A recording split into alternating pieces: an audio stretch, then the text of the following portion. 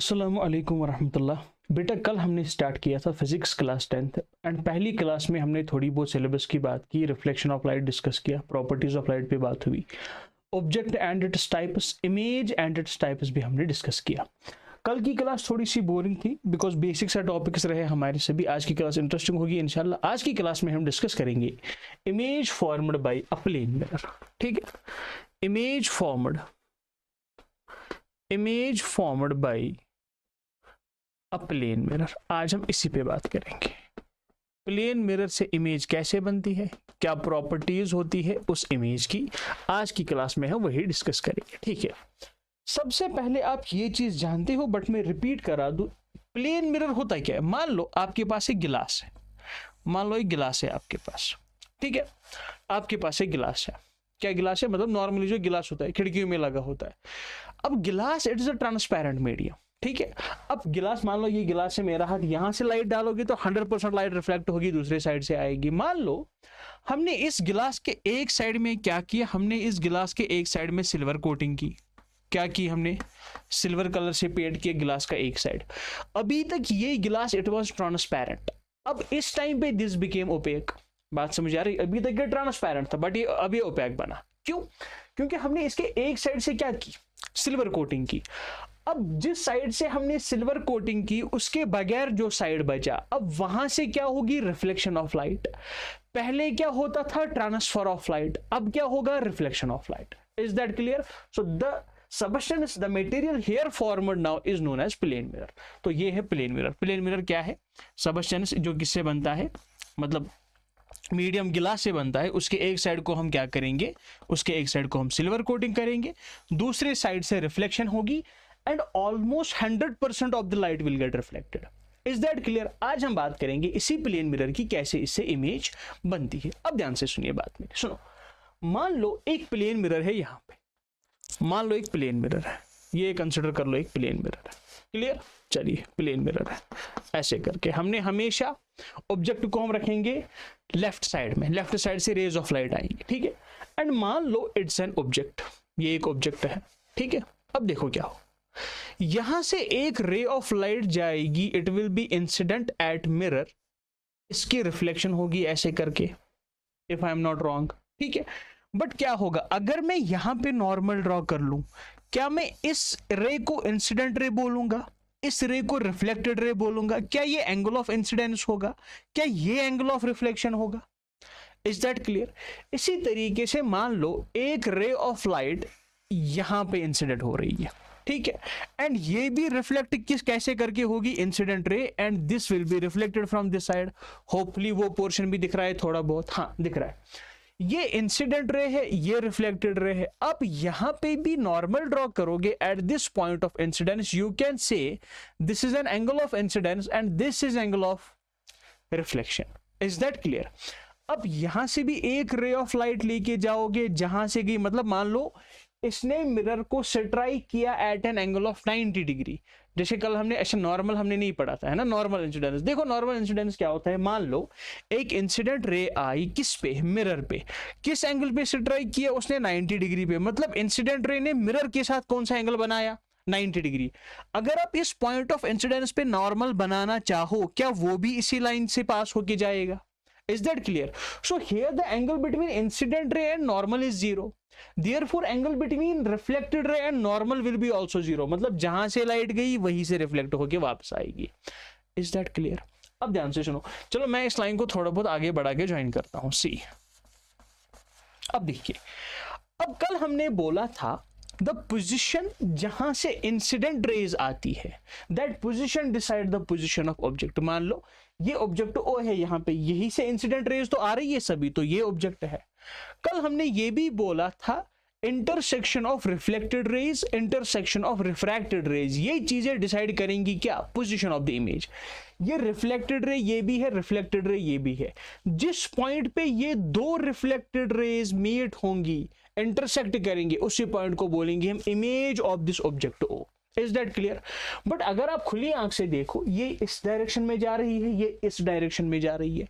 These are diverging rays and ये कभी intersect आपस में नहीं करेंगे। तो देयरफॉर हम क्या करेंगे, हम इन दोनों लाइट रेज को करेंगे producing backwards, we will produce them backwards, मान लो यहां तक। इसी तरीके से मैं इस रिफ्लेक्टेड रे को भी प्रोड्यूस करूंगा बैकवर्ड्स। यहां पे जो इंटरसेक्ट करेंगे ये वाला point, this will be the image formed of this object. देखो हुआ क्या, बात समझो, ये एक्चुअल इंटरसेक्शन यहां पे नहीं हुआ, ये एक्चुअल इंटरसेक्शन यहां पे नहीं हुआ, ये apparent intersection of light rays है, apparent intersection of light rays है। तो therefore apparent intersection of light rays जब होगा तो हम बोलेंगे जो इमेज बनेगी इस प्लेन मिरर से apparent intersection of reflected rays से बनी, therefore it will be a virtual image. क्या हमने याद रखा, image formed by a plane mirror is a virtual image. पहली चीज हम ये समझे, क्यों वर्चुअल इमेज होगी, because actual intersection of light raise नहीं हुआ। अपेरेंट ऐसा नहीं लग रहा कि ये रिफ्लेक्टेड रे यहां से आ रही है, ये रिफ्लेक्टेड रे कुछ यहां से आ रही है। Is that clear to you? तो पहली बात हमने सीखी, image formed by a plane mirror is always virtual. Clear? आगे बढ़िए। कल हमने बोला था कि जो भी इमेज बनती है वर्चुअल वो हमेशा क्या होगी, इरेक्ट होगी। वो हमेशा क्या होगी, इरेक्ट होगी। इरेक्ट होने का मतलब मान लो ऐसे करके, मान लो यहां पे आपने एक ऑब्जेक्ट रखा, यहां पे ऐसे करके ये ऑब्जेक्ट रखा, इसकी इमेज कैसे बनेगी, ऐसे। तो this is an erect image. इस इमेज को मैं बोलूंगा ये क्या है, इरेक्ट इमेज है। मैं कल का थोड़ा सा रिपीट कर रहा हूं। अगर इसकी इमेज यहां पे बनी फॉर एग्जांपल ऐसे करके, तो मैं बोलूंगा ये इमेज कौन सी है, ये इमेज इन्वर्टेड इमेज है। But although plane mirror inverted image नहीं बनाता, प्लेन मिरर क्या बनाता है, इरेक्ट इमेज। तो पहली चीज हमने समझी वर्चुअल इमेज होगी, इरेक्ट इमेज होगी। Is that clear? दोनों चीजें समझ आई? अच्छा, अब देखो ध्यान से, अगर आप इसको कंसिडर करो, चलो मैं यहां पे समझाता हूं आपको। ये कौन सा एंगल है, 90 डिग्री। ये भी 90 डिग्री का एंगल है। Is that clear? इतना तो समझ गए आप, ये राइट एंगल, ये भी राइट एंगल। अच्छा, अगर मान लो ये थीटा है, कितना, थीटा, तो ये भी थीटा होना चाहिए। Angle of incidence is equal to angle of reflection. बात समझ आ रही कि नहीं आ रही? अगर हम यहां पे थोड़ा सा, चलो मैं इस लाइन को आगे प्रोड्यूस करता हूं। देखो अब ये लाइन और ये लाइन, ध्यान से देखो, ये वाली लाइन एंड ये वाली लाइन, क्या ये दो एंगल्स आपस में इक्वल नहीं होंगे? क्या ये दो एंगल्स आपस में इक्वल नहीं होंगे? These are vertically opposite angles. Class 9th की मैथमेटिक्स देखो, ये एक स्ट्रेट लाइन है, ये और एक स्ट्रेट लाइन है, ये दो एंगल्स होंगे आपस में वर्टिकली अपोज्ड एंगल्स। बात समझ आ रही कि नहीं आ रही? अच्छा, तो ये दो भी इक्वल होंगे। अब ध्यान से सुनो, आप ये भी जानते हो, ये जो है ना, ये लाइन, ये मैंने नॉर्मल ड्रॉ करी थी ना, incident ray, reflected ray and normal. तो मतलब यहां से यहां तक 90 डिग्री होगा, मतलब यहां से यहां तक 90 डिग्री होगा। अब मुझे 90 की वैल्यू नहीं चाहिए, मुझे चाहिए ये। क्या मैं इसको लिख सकता हूं 90 माइनस थीटा? बेटा यस और नो। यहां से यहां तक 90, मैंने 90 में से ये निकाला तो ये बचा 90 माइनस थीटा। इसी तरीके से मैं इस एंगल को लिख सकता हूं, ये भी होगा कितना, 90 minus theta. Is that clear to you? Is that clear to you? अगर मैं इस पॉइंट को नाम दूं, मान लो ये पॉइंट है मेरा point P, this is OI, let this point be point A। अब मैं अगर बात करूं इस ट्रायंगल की, अब दो ट्रायंगल्स को कंसीडर कीजिए यहां पे, ये वाला ट्रायंगल एंड ये वाला ट्रायंगल। ठीक है, ध्यान से देखिए मैं किन ट्रायंगल्स की बात कर रहा हूं, इस ट्रायंगल की एंड इस ट्रायंगल की। देखो ये एंगल और ये एंगल दोनों है इक्वल है, तो 90 डिग्री 90 डिग्री, ये भी 90 डिग्री, ये भी 90 डिग्री। इस ट्रायंगल का ये वाला एंगल, इस ट्रायंगल का ये वाला एंगल इक्वल। इस ट्रायंगल का ये 90 माइनस थीटा, ये भी 90 माइनस थीटा। तो मैं बोल सकता हूं देयरफॉर सिंस बाय, किससे ये दोनों कॉन्ग्रुएंट है, ये दिख रहा है, हाँ, तो मैं बोलूंगा सिंस ट्रायंगल, कौन सा triangle, OPA, triangle OPA is congruent to triangle, किस ट्रायंगल के कॉन्ग्रुएंट है ये, IPA, ट्रायंगल IPA। ये दोनों ट्रायंगल्स आपस में कॉन्ग्रुएंट है। ये कैसे कॉन्ग्रुएंट है? बाय एंगल क्राइटेरिया, है ना, बाय एंगल क्राइटेरिया, आपने क्लास 9th में पढ़ा था ये। By angle criteria these two triangles are congruent. अगर ट्रायंगल्स कॉन्ग्रुएंट होंगे, ट्रायंगल्स नहीं, अगर ट्रायंगल्स कॉन्ग्रुएंट होंगे तो उसके कॉरस्पॉन्डिंग पार्ट्स के इक्वल होते। क्या मैं बोल सकता हूं OP is equal to IP? क्या मैं बोल सकता हूं OP is equal to IP? ये मैंने समझा, OP is equal to IP। But अगर OP IP आप देखोगे, OP क्या डिस्टेंस है between mirror and the object? क्या OP डिस्टेंस है between mirror and the object? Distance between object and mirror है OP। जो डिस्टेंस होती है बिटवीन ऑब्जेक्ट एंड मिरर, उस डिस्टेंस को हम बोलते हैं ऑब्जेक्ट डिस्टेंस। तो मैं यहां पे लिख सकता हूं OP के बदले object distance. Is that clear to you? Object distance अगर आपको दिख रहा हो, दिखेगा, हाँ दिख रहा है। अच्छा, इज इक्वल टू IP ये है। क्या आपको नहीं लगता IP is the distance between image and the mirror? IP is the distance between image and the mirror. इस डिस्टेंस को बोलते हैं, शाबाश, कौन सी डिस्टेंस? Image distance. तो यहां से हम क्या समझे कि प्लेन मिरर से जो इमेज बनती है उसमें ऑब्जेक्ट डिस्टेंस होती है किसके बराबर? इमेज डिस्टेंस के बराबर। हमेशा याद रखो, object distance is represented by U, image distance is represented by V। तो मैं यहां से बोल सकता हूं तीसरी प्रॉपर्टी क्या है? That U is equal to V। मुझे ज्यादा बेटर लिखना चाहिए U is equal to -V, या तो मुझे लिखना है mod of U equals mod of V। देखो क्यों? जब आप प्लेन मिरर से ऑब्जेक्ट तक की डिस्टेंस मेजर कर रहे हो, आप इस डायरेक्शन में जा रहे हो। जब आप प्लेन मिरर से इमेज तक की डिस्टेंस मेजर कर रहे हो तो आप इस डायरेक्शन में जा रहे हो। इसको पॉजिटिव मान के चलेंगे, इसको नेगेटिव मान के चलेंगे, अरे यस और नो, या इसको पॉजिटिव मान के चलेंगे और इसको नेगेटिव मान के चलेंगे। बात एक ही, अभी तक हमने कन्वेंशन डिसाइड नहीं किया। तो माइनस प्लस की बहस को छोड़ते हैं, फिलहाल हम लिखेंगे mod of U is equal to mod of V।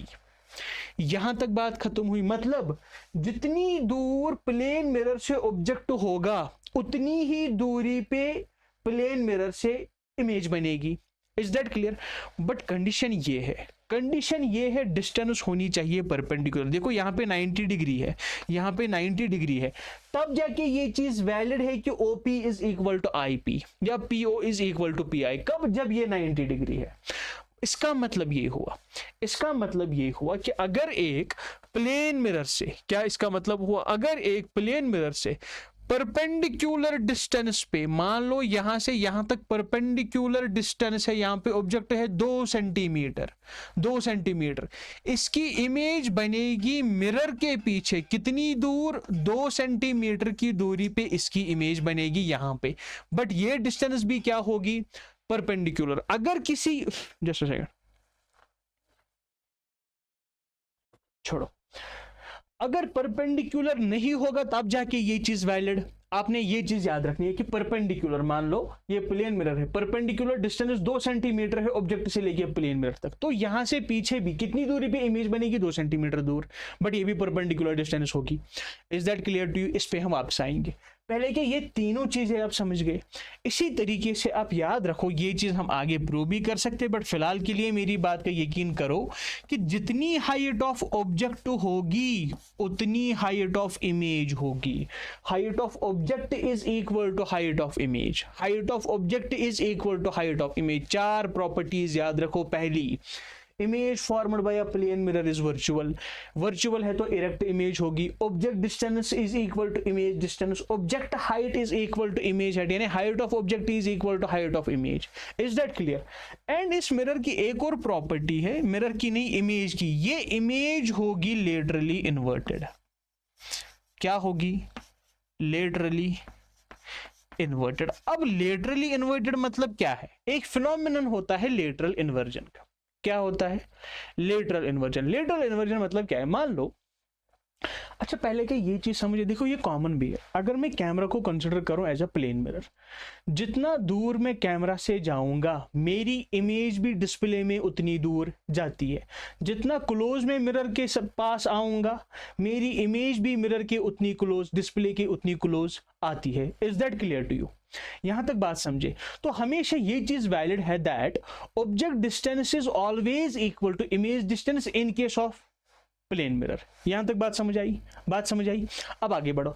मैंने बोला लेटरल इन्वर्जन एक फिनोमिनन है। मतलब जब आप प्लेन मिरर के सामने कभी ऑब्जेक्ट रखोगे, उसकी जो इमेज बनती है, it looks like the image is flipped left to right, मतलब right side of the object appears to be left side of the image, left side of the object appears to be right side of the image. मान लो मैंने mirror के सामने अपना right hand उठाया, मुझे ऐसा लग रहा है कि सामने, ऑनेस्टली मुझे लग भी रहा है, मैं कंसीडर कर रहा हूं इस डिस्प्ले को एज अ प्लेन मिरर, मुझे लग रहा है कि वहां से कौन सी हाथ उठाए, कौन सी आर्म उठी, लेफ्ट आर्म। मैं जब लेफ्ट आर्म को उठा रहा हूं तो वहां से लगता है कि राइट आर्म उठी। Is that clear?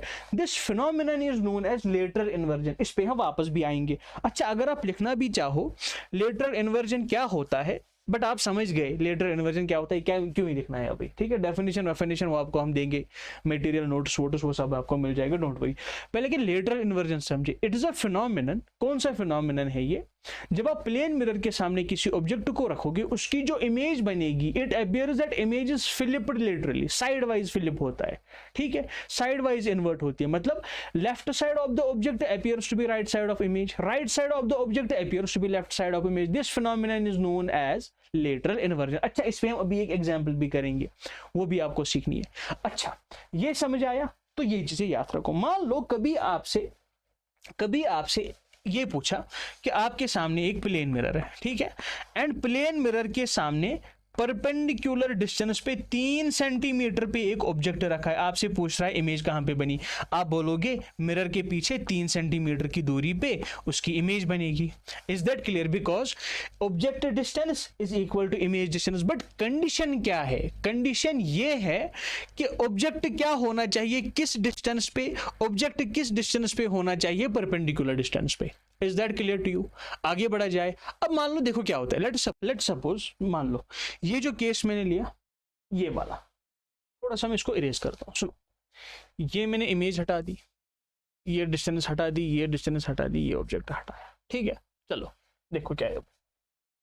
अभी तक हमने पॉइंट ऑब्जेक्ट की बात की। मान लो एक एक्सटेंडेड ऑब्जेक्ट दिया, यहां पे बोल रहा है यहां पे एक ऑब्जेक्ट है, ये एक ऐसे करके ऑब्जेक्ट है, एक ए बी, कितनी दूरी पे, मान लो 3 सेंटीमीटर की दूरी पे, ठीक है, 3 सेंटीमीटर की दूरी पे।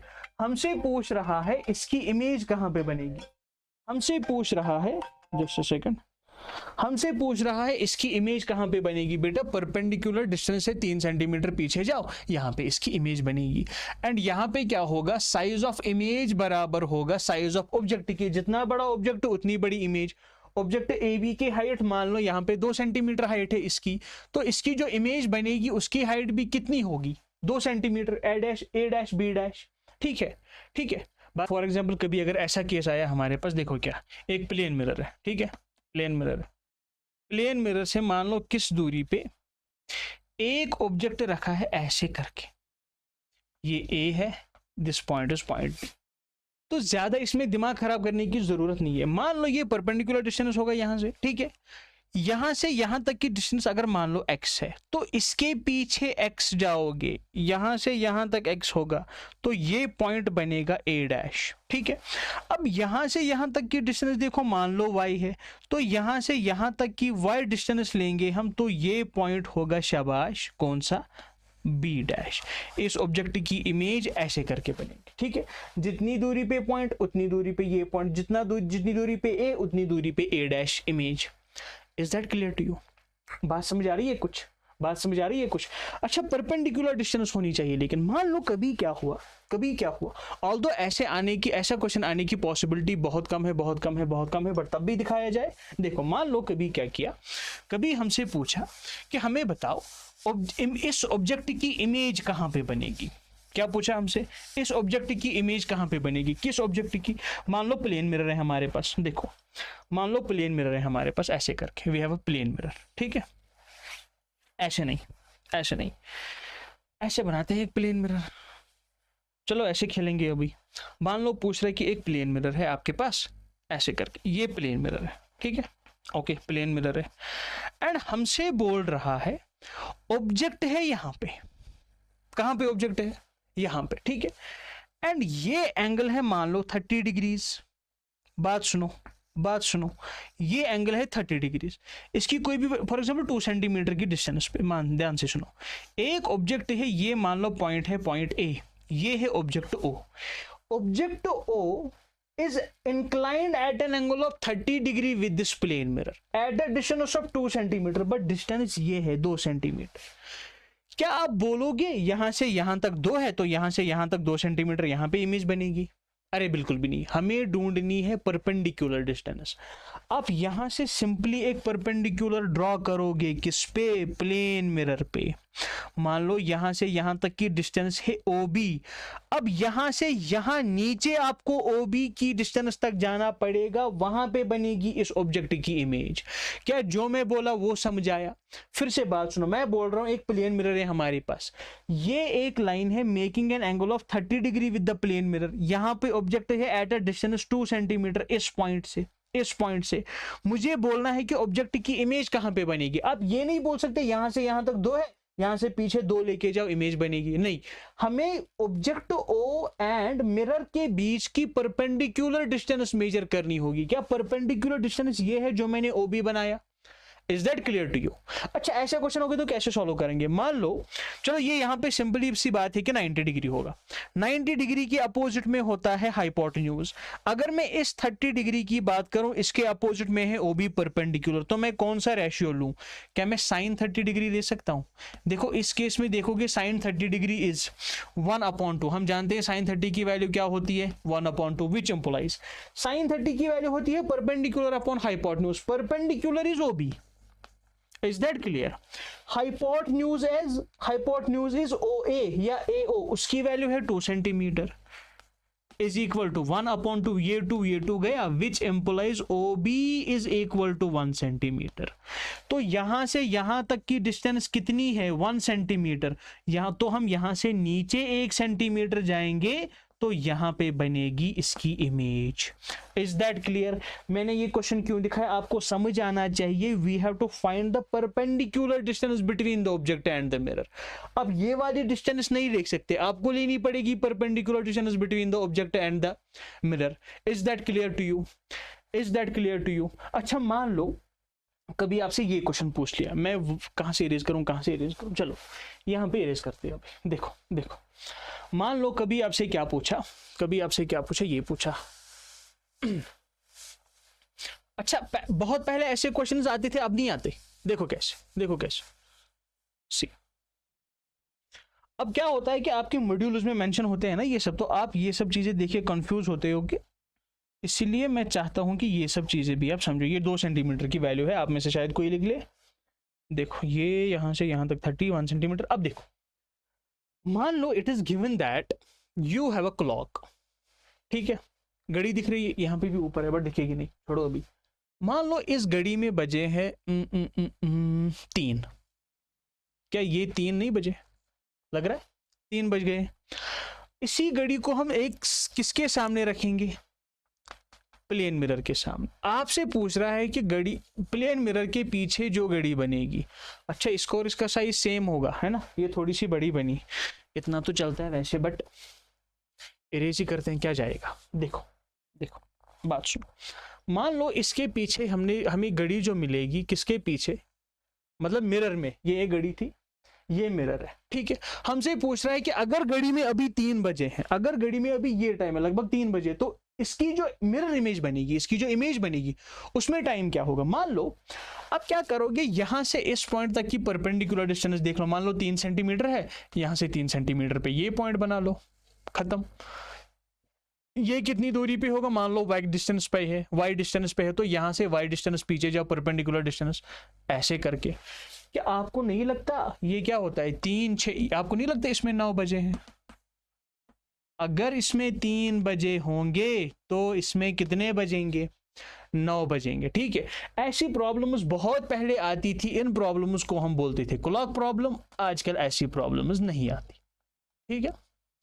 10th में तो गलती से भी नहीं आ सकती। बात समझ आई? आई होप आपको ये चीज समझ आ गई होगी।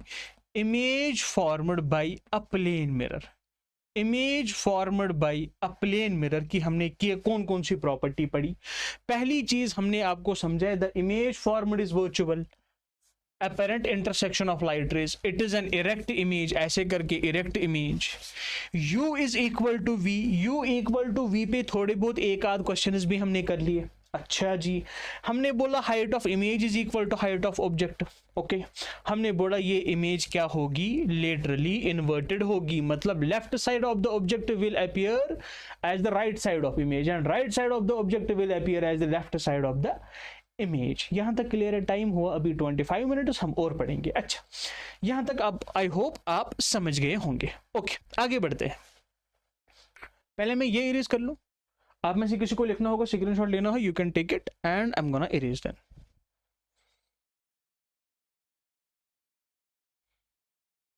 चलिए अब बात सुनिए।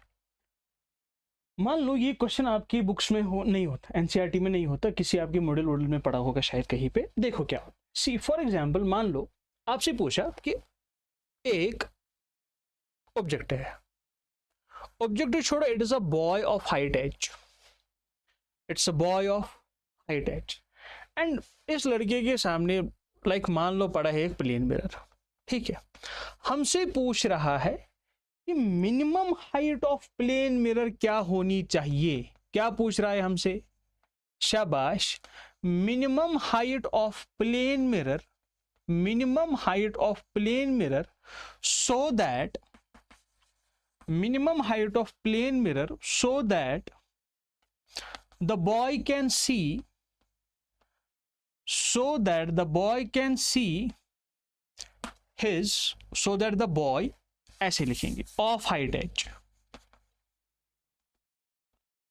of height edge can see his full body in the mirror या full image in the mirror। ठीक है, कम से कम मिरर कितना बड़ा होना चाहिए ताकि इसको अपनी पूरी बॉडी दिखे? इसका आंसर है h/2। इसका एक लंबा चौड़ा प्रूफ है जो कि मैं आपको नहीं दिखा रहा, बिकॉज आपसे पूछेगा भी नहीं, बस फॉर्मूला याद रख लो। अगर एक बंदा है हाइट h का, वो बैठा है एक प्लेन मिरर के सामने, भैया प्लेन मिरर की मिनिमम हाइट कितनी होनी चाहिए ताकि इसकी फुल बॉडी मिरर में दिख जाए? हाइट होनी चाहिए h/2। Is that clear? अगर मान लो कोई 3 फीट का कौन ही होता है, मान लो कोई 6 फीट का आदमी प्लेन मिरर के सामने बैठा है। अब प्लेन मिरर मिनिमम से मिनिमम कितना छोटा हो सकता है? 3 फीट का। अगर 3 फीट से छोटा हुआ तो उसको अपनी पूरी बॉडी मिरर में नहीं दिखेगी। Is that clear?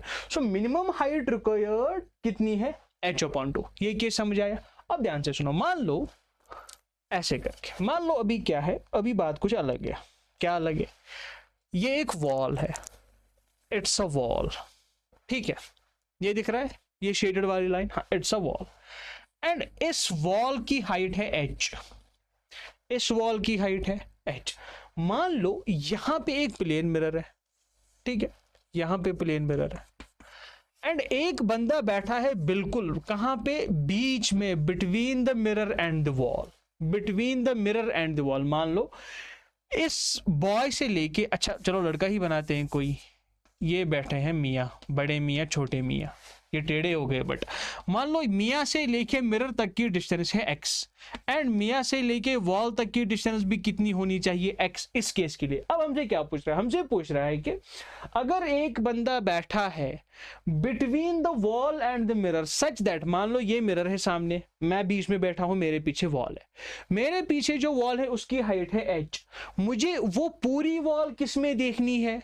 मिरर में। तो मिरर की हाइट कितनी होनी चाहिए? मिरर की हाइट होनी चाहिए h/3। हमेशा याद रखो, मिरर की हाइट होनी चाहिए h/3। तो आप ये नोट भी यहां पे लिख सकते हो या सॉल्यूशन भी कुछ भी लिख सकते हो। Minimum height required, minimum height of mirror required to see full image, ये फुल में कितने है बेटा? 2 ही है। To see full image of the wall behind the boy, when the boy is, ये लिखने से मुझे बचपन से प्रॉब्लम थी, when the boy is standing exactly midway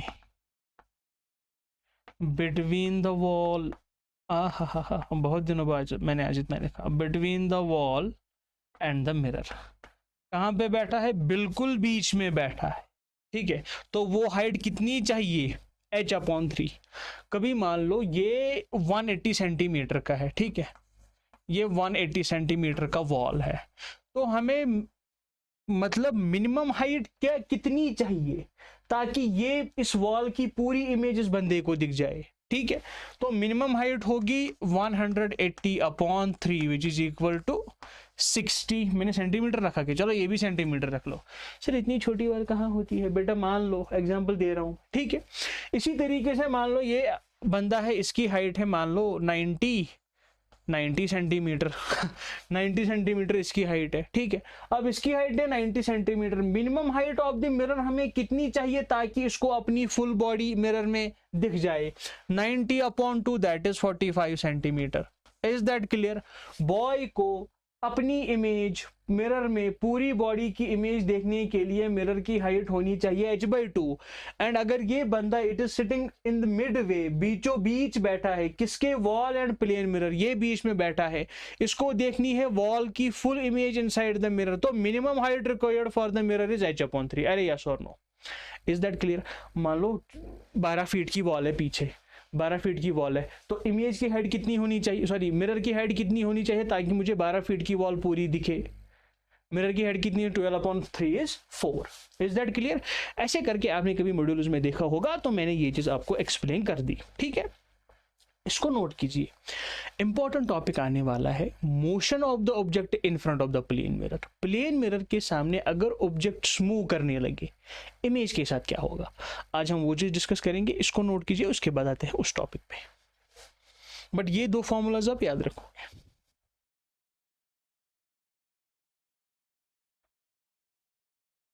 चलिए बात करेंगे हम motion of objects in front of the plane mirror.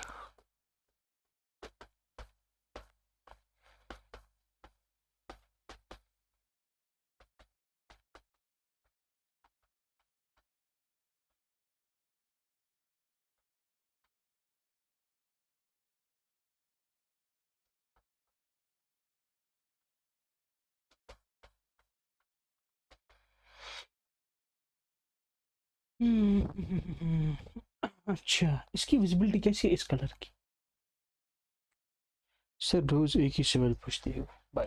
अब देखो बात सुनो, क्या पूछ रहे हो। मान लो हमारे पास एक प्लेन मिरर है, ठीक है, एक प्लेन। आज हम सारी बात इसी प्लेन मिरर के बारे में करेंगे। आज की ही क्लास में इंशाल्लाह मैं ट्राई करूंगा कि प्लेन मिरर को खत्म किया जाए, ठीक है। अच्छा, मान लो एक प्लेन मिरर है एंड परपेंडिकुलर डिस्टेंस पे, मान लो x डिस्टेंस पे एक ऑब्जेक्ट है, यहां से यहां तक की डिस्टेंस है मान लो x, ठीक है, x। क्या इसकी इमेज इसके पीछे बनेगी उतनी ही डिस्टेंस पे? मान लो यहां पे इमेज बनी, इसकी डिस्टेंस है y। अब हम ये चीज तो जानते हैं from the properties of mirror that mod of x is equal to mod of y, है ना। Because what we know is object distance is equal to image distance. मान लो ऑब्जेक्ट डिस्टेंस x है, ये ऑब्जेक्ट है यहाँ पे, चलो मैं इस लाइन को बनाता हूँ सीधे, इसके पीछे इमेज बनी, मान लो ये x है, ये भी y होगा मतलब ये भी y होगा। अगर ये x है, ये y है, तो हम बोल सकते हैं x is equal to y। Is that clear? x is equal to y, ये चीज हम जानते हैं कि x is equal to y, ठीक है। चलिए x is equal to y। अगर हम क्या करेंगे अभी, अगर मैं मॉड को हटा दूं, मैं डायरेक्शन की बात करूं, मैं किसकी बात करूं? डायरेक्शन की बात करूं, तो क्या ऐसा नहीं होगा? मैं बोल सकता हूं x is equal to -y। बेटा ध्यान से देखो, अगर आप इस पॉइंट से स्टार्ट करोगे, ऑब्जेक्ट डिस्टेंस मेजर करने के लिए क्या इस डायरेक्शन में जाओगे? इमेज डिस्टेंस मेजर करने के लिए क्या इस डायरेक्शन में जाओगे? माना कि मैग्नीट्यूड सेम है बट दोनों की डायरेक्शन क्या अलग अलग है। Is that clear? डायरेक्शन अलग अलग होगी तो एक की वैल्यू नेगेटिव आएगी। दिस नेगेटिव वैल्यू रिप्रेजेंट इसके, ये किस साइड में है? अपोजिट साइड में है, अपोजिट डायरेक्शन में है। Is that clear?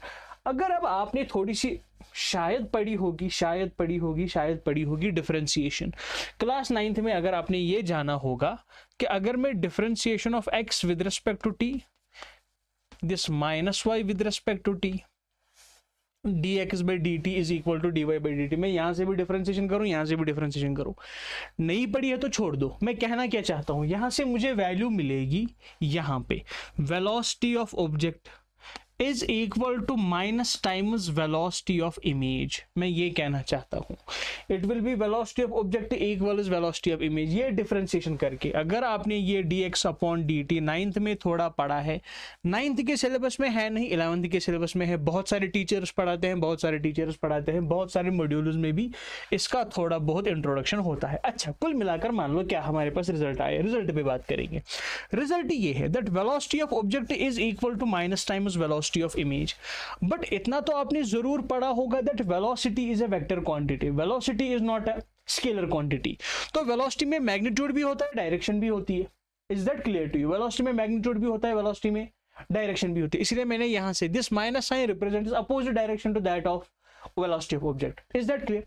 मान लो मैं क्या कहना चाहता हूं, यहां पे ऑब्जेक्ट है, अगर ऑब्जेक्ट इस डायरेक्शन में जा रहा है, मान लो 5 मीटर पर सेकंड की स्पीड से, 5 मीटर पर सेकंड की स्पीड से, मान लो इस डायरेक्शन को मैं कंसिडर करता हूं एज पॉजिटिव डायरेक्शन, तो इमेज भी जो यहां पे इमेज बनेगी वो आएगी अपोजिट डायरेक्शन में। देखो ऑब्जेक्ट जा रहा है इस डायरेक्शन में, इमेज आएगी इस डायरेक्शन में, डायरेक्शन अपोजिट होगी बट मैग्नीट्यूड सेम होगा। ये 5 मीटर पर सेकंड की स्पीड से जा रहा है टुवर्ड्स द मिरर, इमेज भी आएगी 5 मीटर पर सेकंड की स्पीड से towards the mirror. Is that clear?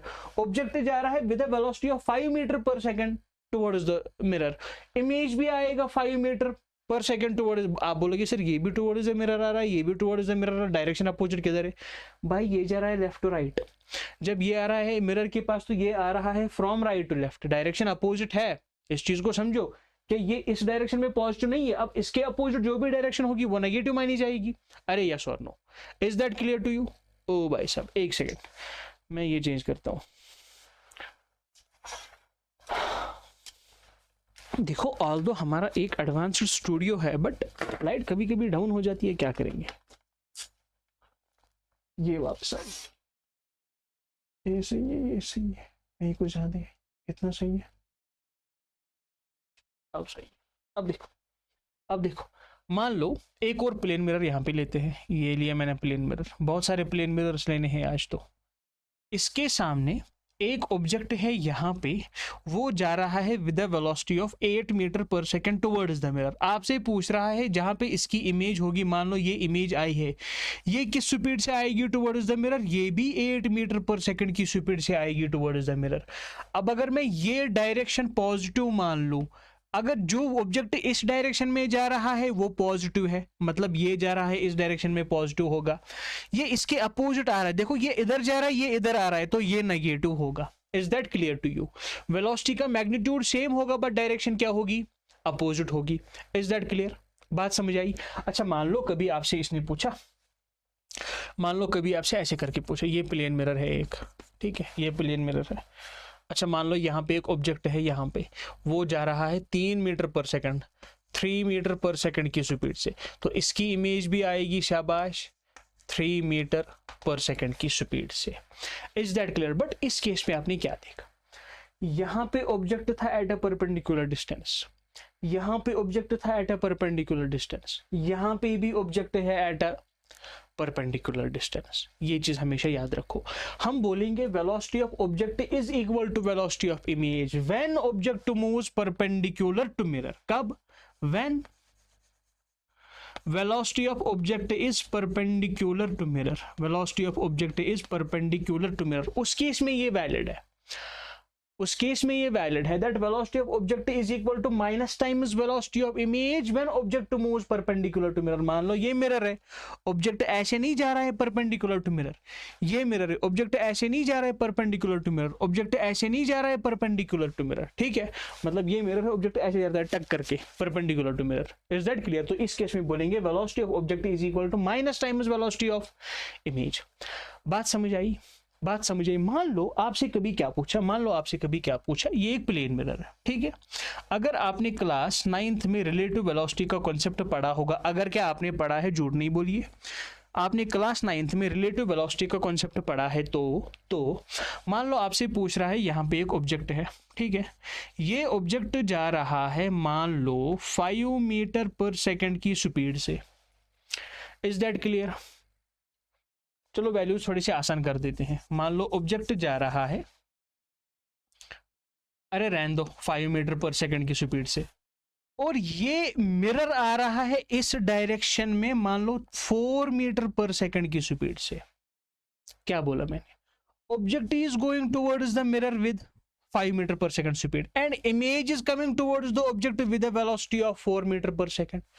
अब आप मुझे बोलो, जो इसकी इमेज यहाँ पे होगी, इसकी इमेज उसके साथ क्या होगा? आपको नहीं लगता ये यहाँ से 5, ये यहाँ से 4, दोनों का एडिशन होगा तो इनका नेट आएगा 9 मीटर पर सेकंड की स्पीड, तो ये 9 मीटर पर सेकंड की स्पीड से आएगा, आगे आएगा। ऐसा ही लगता है? ऐसा नहीं होगा। क्यों नहीं होगा? देखो बात सुनो। ये जो मैंने velocity of object and velocity of image की बात की, ये क्या मैं ऐसा नहीं बोल रहा it is velocity of object with respect to mirror? भाई साहब, it is velocity of object but with respect to mirror. Is that clear?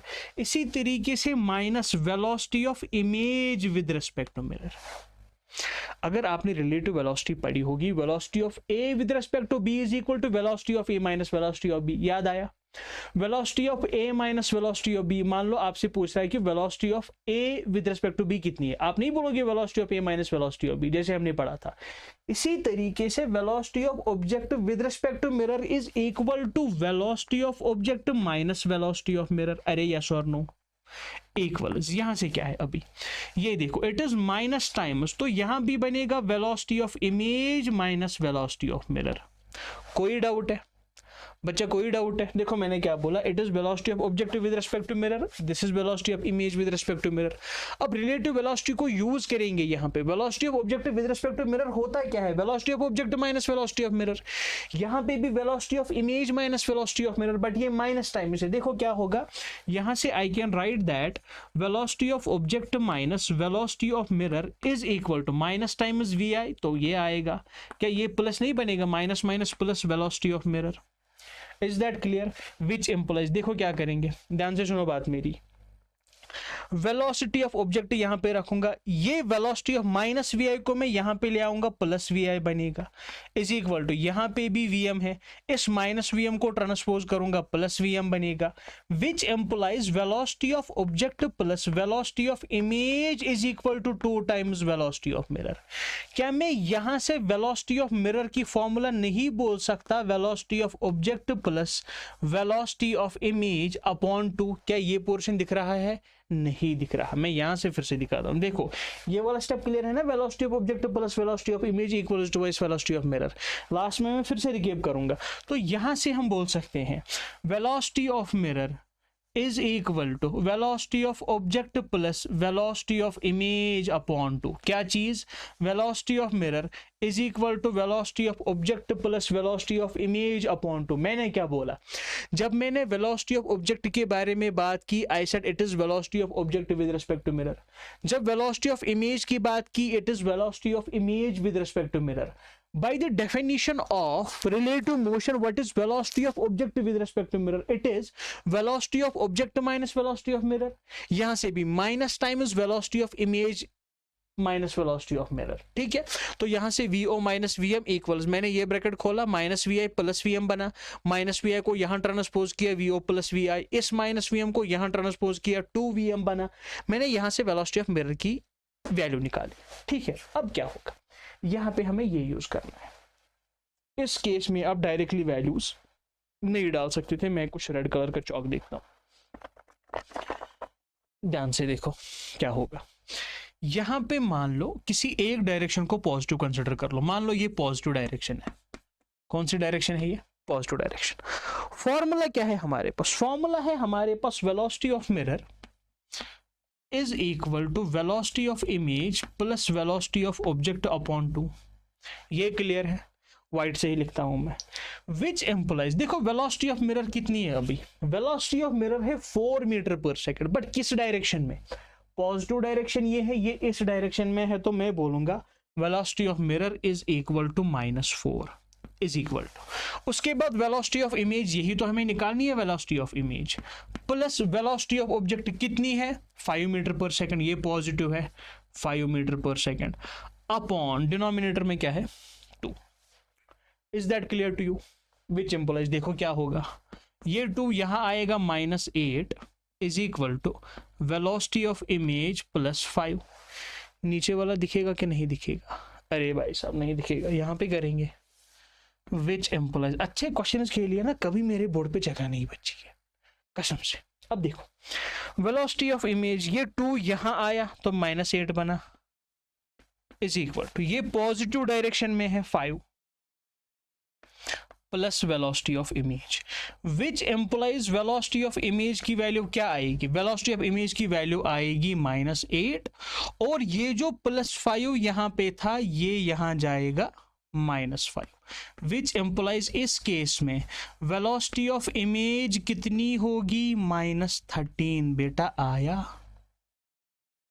आया कि नहीं आया भाई साहब, ये भी नहीं दिख रहा। ओहो, क्या किया जाए, थोड़ा बहुत इरेज कर लिया जाए, और क्या किया जाए। पहले क्या फॉर्मूला समझ आया, velocity of mirror equals velocity of object plus velocity of image upon 2। मैं क्या सोच रहा हूं, मैं ना इस मॉनिटर को वहां पे शिफ्ट करूंगा ताकि मुझे दिखे आपको कितना दिख रहा है, ठीक है। ये इरेज करेंगे, देखो क्या है, मैं पूरा क्वेश्चन आया दिखाऊंगा। पहले फॉर्मूला समझ गए आप? हाँ समझ गए सर। देखो क्वेश्चन क्या है अभी, सी चौक भी दूसरा उठाते हैं, देखो क्या है, velocity of mirror is equal to velocity of object plus velocity of image upon 2। इसका यूज करेंगे। देखो वेलोसिटी ऑफ मिरर इस डायरेक्शन में है 4 मीटर पर सेकंड, तो -4 मीटर पर सेकंड, कोई शक वाली बात यहां तक नहीं है, फिलहाल -4 लिखते हैं, is equal to velocity of object कितनी है 5, ये पॉजिटिव है बिकॉज ये डायरेक्शन पॉजिटिव ली मैंने, उसके बाद वेलोसिटी ऑफ इमेज अपॉन 2, ठीक है। ये 2 ट्रांसपोज हुआ, 2 into -4 is -8 equals 5 plus velocity of image, which implies -8, इस +5 को ट्रांसपोज करूंगा -5 बनेगा is equal to velocity of image. तो वेलोसिटी ऑफ इमेज क्या -13 मीटर पर सेकंड नहीं आई, इसका मतलब ये हुआ कि ये इमेज आएगी इस डायरेक्शन में with a velocity of -13 metre per second.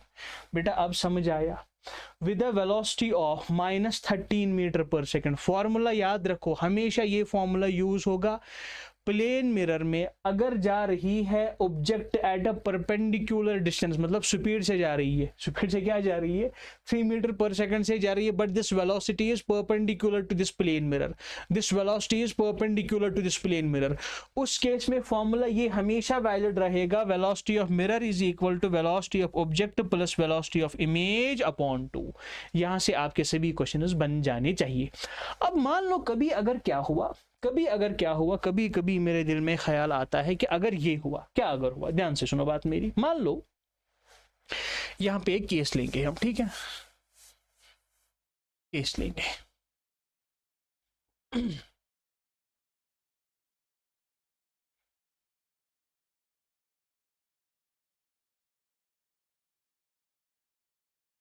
देखो केस क्या लेंगे, कभी अगर क्या हुआ, एक प्लेन मिरर है, क्या है, ओके प्लेन मिरर है,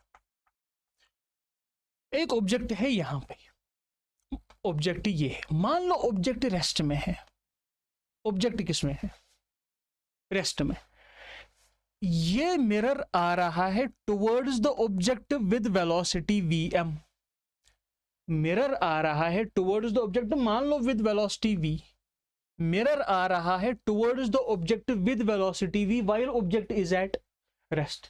इसकी इमेज का क्या होगा, उस टाइम पे वेलोसिटी ऑफ इमेज क्या होगी, कुछ भी नहीं करना, वही यूज करना जो सिखाया, velocity of mirror is equal to velocity of image plus velocity of object upon 2, ठीक है, विच एम्प्लाइज, ये कौन सा केस है, मैं बोल रहा हूं यहां पे पहले केस समझो, मैं बोल रहा हूं केस है ये, इफ मिरर मूव्स